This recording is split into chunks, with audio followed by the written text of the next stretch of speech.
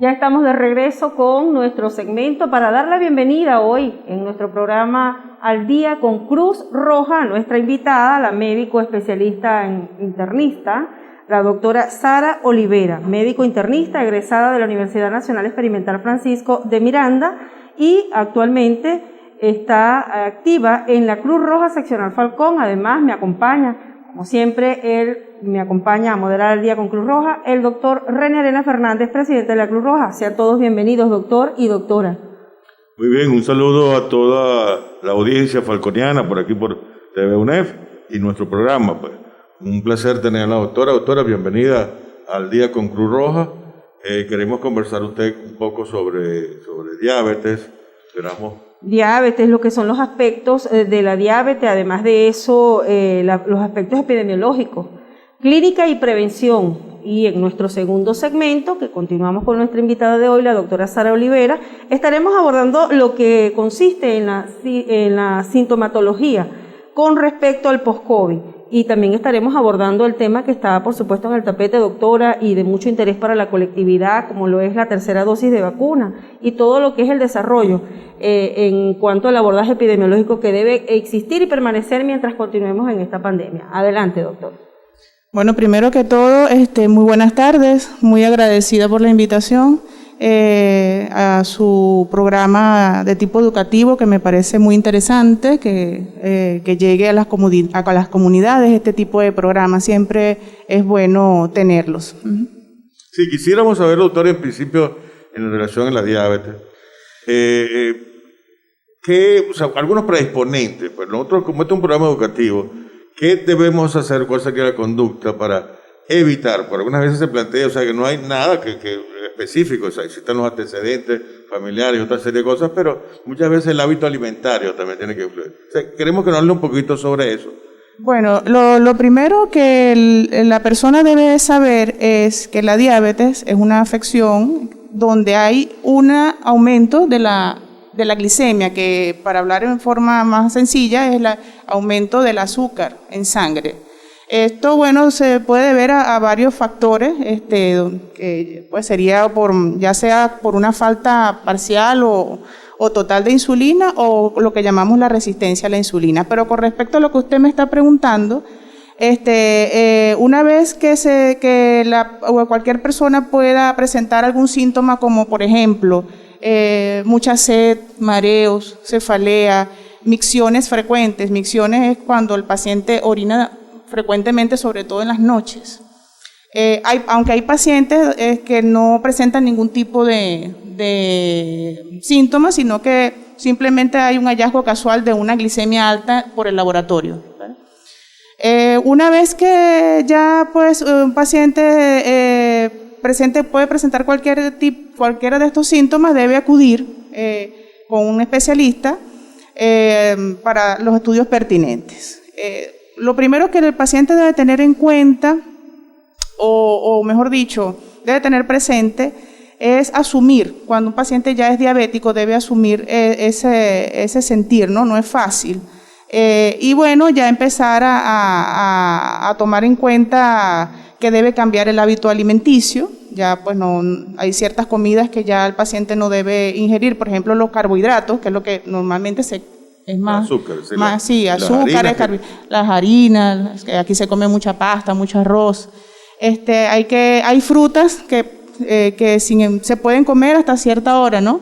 Pero hay frutas que son muy azucaradas, también hay que tener cuidado con ellas.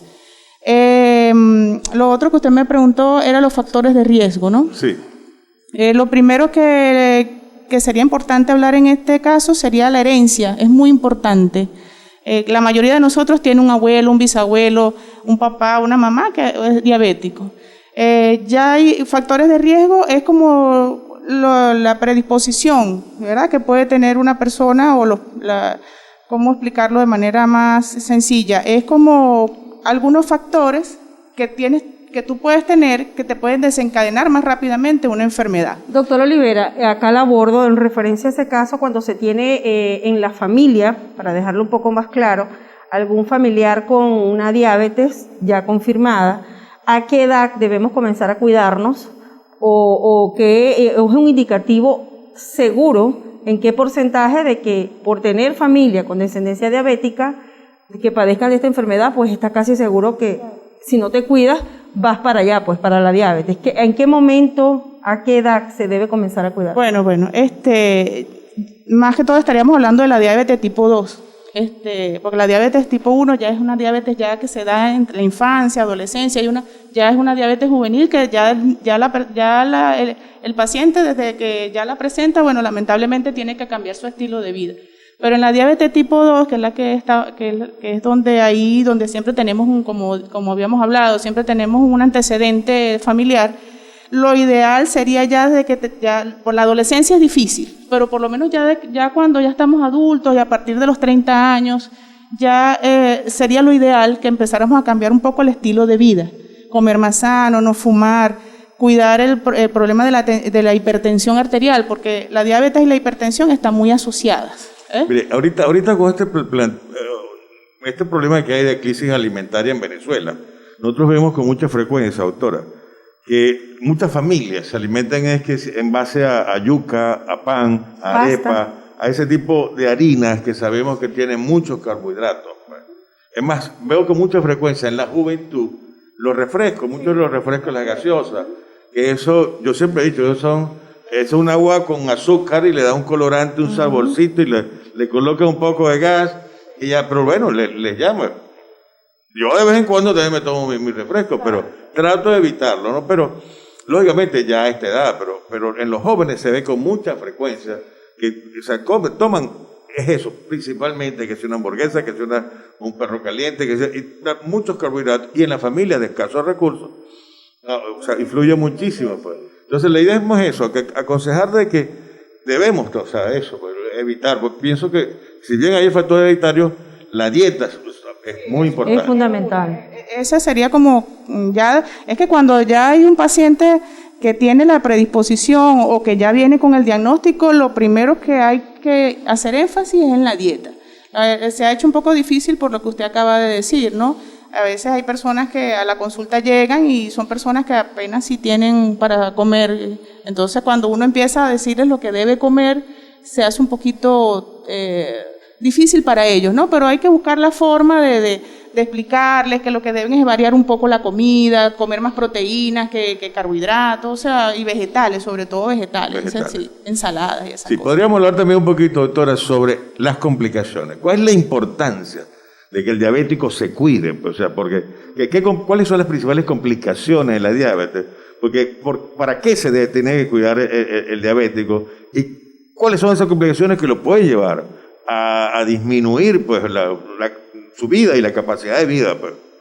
Bueno, tenemos complicaciones que son agudas, que son las que suceden en un momento repentino, y tenemos complicaciones crónicas ya en pacientes que son diabéticos de mucho tiempo, y las que pienso que usted me está preguntando son las agudas, que son las hiperglicemias o las hipo, que normalmente una hipoglicemia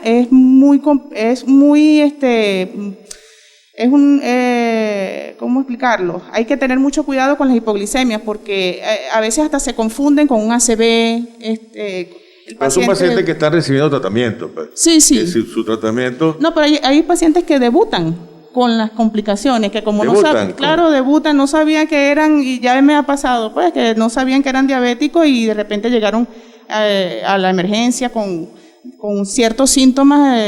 De hecho, hay muchos síntomas que pareciera que fuera un ACV y resulta que era una hipoglicemia, y con un poquito de dextrosa ya el paciente sale del cuadro. Pero ese es un paciente que pasa a ser diabético posteriormente. Sí, claro, normalmente es lo más factible es que sea así. Ahora, hay hipoglicemias que, bueno, a menos que sea un paciente que tenga un ayuno muy prolongado y haga una hipoglicemia, bueno, ya eso es otra cosa, pero como estamos hablando de la parte de diabetes, me estoy refiriendo a las complicaciones agudas propias de la diabetes. Y las complicaciones crónicas, que también son importantes. Sí. ¿No? Bueno, ahí entre las complicaciones crónicas, las más comunes son las retinopatías, que es cuando el paciente pierde la visión poco a poco. Tenemos nefropatía diabética, donde hay alteraciones renales, ya pues hay afección renal. También tenemos neuropatías, donde hay alteración a nivel neuromuscular. También hay alteraciones gástricas, hay pacientes que cursan con diarreas y cuadros de estreñimiento pues ocasional. Más o menos esas son las que... Hay muchas otras, pero esas son las más comunes. Lo más recomendable, brevemente, para un paciente ya diagnosticado con diabetes tipo 2 o diabetes tipo 1 o tipo 3, ¿no? La diabetes cuando ya pasas a ser insulinodependiente ya es una diabetes, esa es la tipo 1. ¿Qué deben hacer brevemente para orientar a quienes nos están siguiendo a través del Día con Cruz Roja, doctora? Bueno, lo primero que hay que hacer en un paciente, tú me preguntas cuando ya está establecido el diagnóstico. Bueno, ya cuando está establecido el diagnóstico, lo importante es buscar la manera de que el paciente sea consciente, porque hay muchos pacientes que no aceptan que tienen la afección. Y cuando no lo aceptas, se te hace difícil llevar ese caso, ayudarlo. Lo primero es eso, que el paciente acepte su condición, cambiar su estilo de vida, la alimentación como acabamos de hablar, estar en control con algún especialista.